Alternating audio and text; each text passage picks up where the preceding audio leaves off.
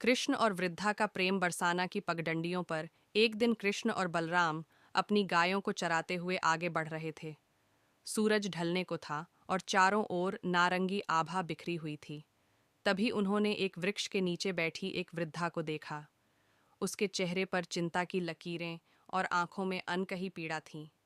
वह अपने झुके हुए कंधों और थरथराते हाथों के सहारे एक छोटी सी टोकरी में कुछ पकवान लेकर बैठी थी। कृष्ण ने उत्सुकतावश बलराम की ओर देखा और मुस्कुराते हुए वृद्धा के पास गए। माता, आप यहाँ इस समय क्यों बैठी हैं? क्या आपकी कोई मदद कर सकता है? कृष्ण ने अपनी मीठी आवाज में पूछा। वृद्धा ने धीरे धीरे सिर उठाया और उनकी ओर देखा। उसकी आंखों में आंसू भर आए। बेटा, मैं यहाँ अपनी भेंट लेकर बैठी हूँ।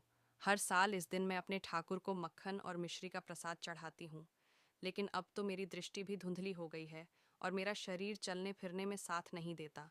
मैं नहीं जानती कि ठाकुर तक यह प्रसाद कैसे पहुँचेगा।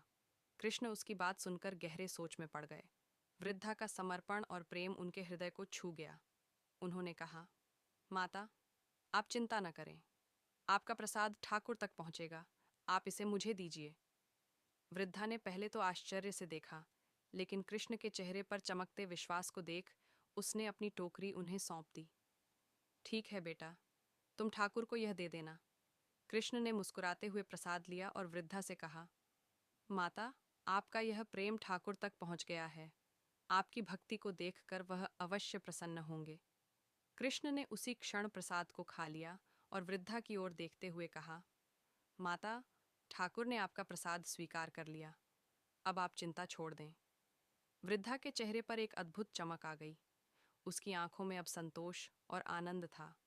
वह जानती थी कि ठाकुर ने उसकी भक्ति को स्वीकार कर लिया है।